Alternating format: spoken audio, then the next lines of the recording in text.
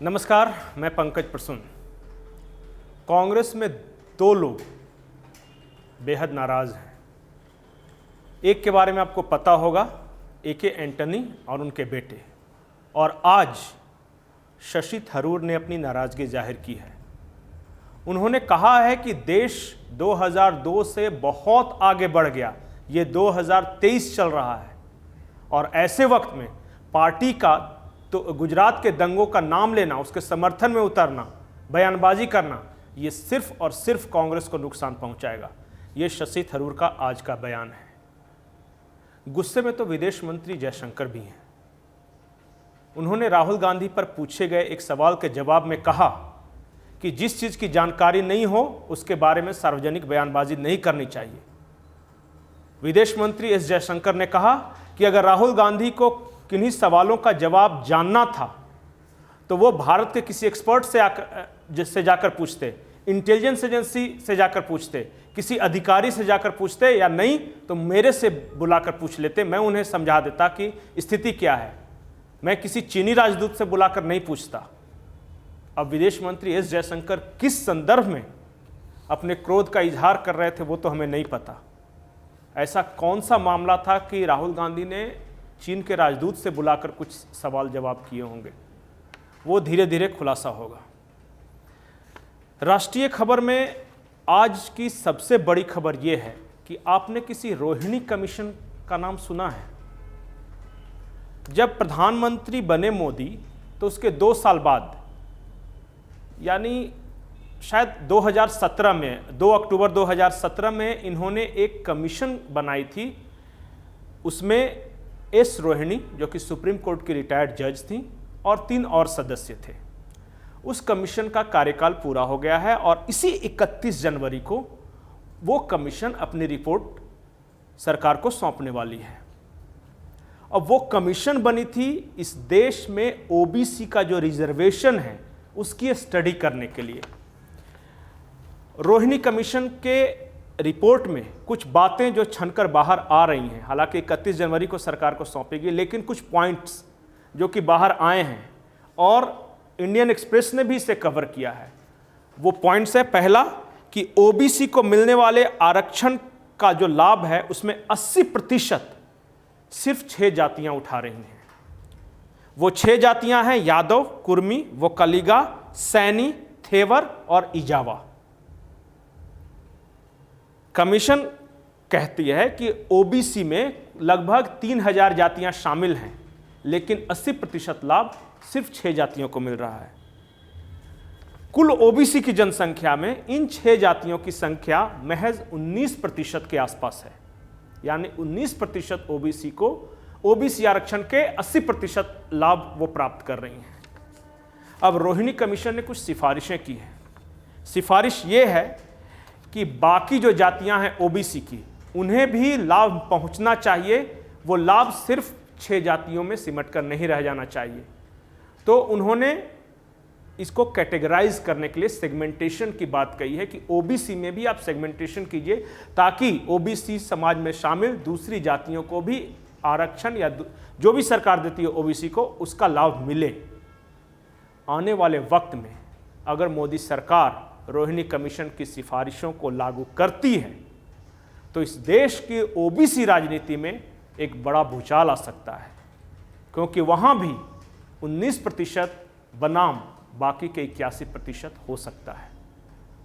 ये देखने वाली बात होगी।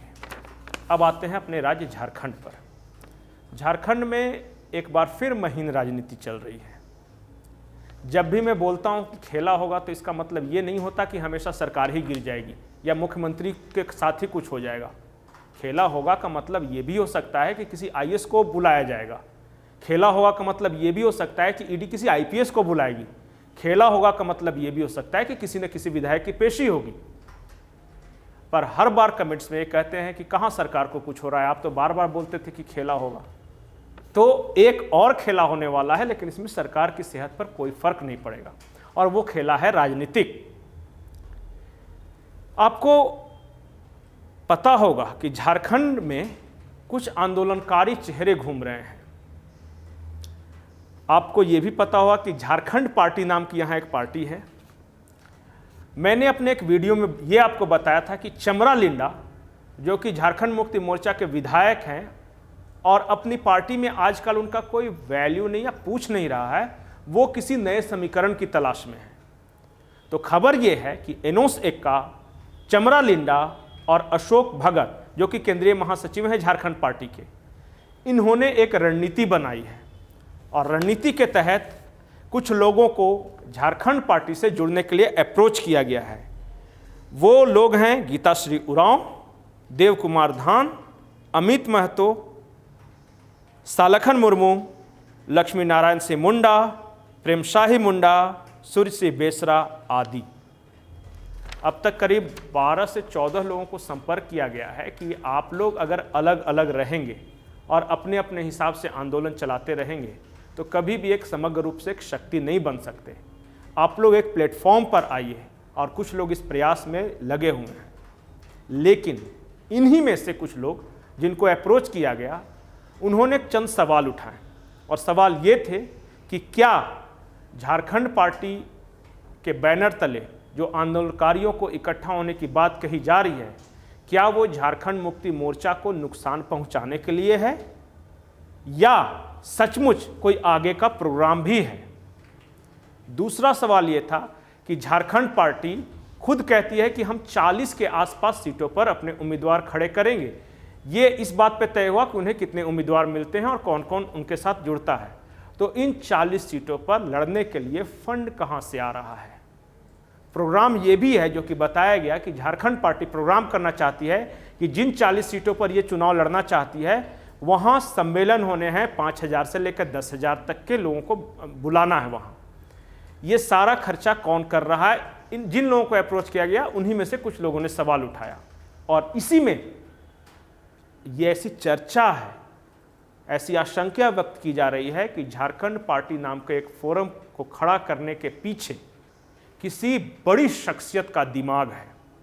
और उसी दिमाग के बारे में मैं बात कर रहा हूँ कि आने वाले वक्त में झारखंड में एक खेला होने वाला है।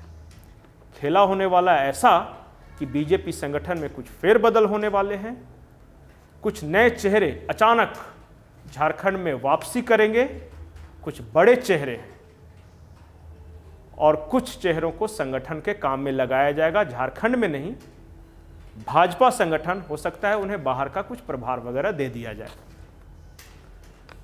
तो जिन चेहरों के वापसी की चर्चा है, ऐसी चर्चा है, मैं ये 100% श्योर नहीं कह रहा हूँ कि हो सकता है कि अर्जुन मुंडा झारखंड की राजनीति में वापस आए और उन्हें कोई बड़ी जिम्मेदारी सौंपी जाए।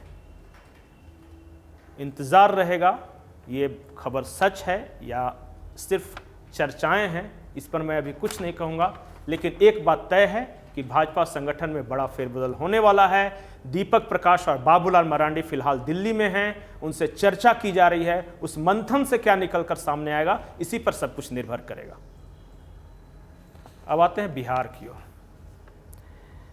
बिहार में फरवरी में कुछ बड़ा होने वाला है।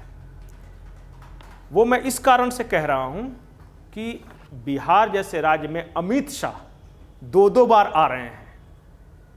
पहले एक बार उन्हें आना था, लेकिन अब बताया जा रहा है कि 17 फरवरी को दोबारा अमित शाह आएंगे और गया में वो कार्यक्रम करेंगे। मोटा भाई जब किसी राज्य के बार बार दौरे करने लगे तो कईयों के कान खड़े होते हैं। और बिहार में जो माहौल है, खास करके उपेंद्र कुशवाहा प्रकरण के बाद, रामचरितमानस प्रकरण के बाद, उसके बाद तो तेजी से यह चर्चा है कि अमित शाह कुछ ज़्यादा इंटरेस्ट ले रहे हैं और फरवरी में वो काफ़ी सारी चीज़ों को सलट लेंगे और बहुत कुछ सेटल हो जाएगा। नमस्कार।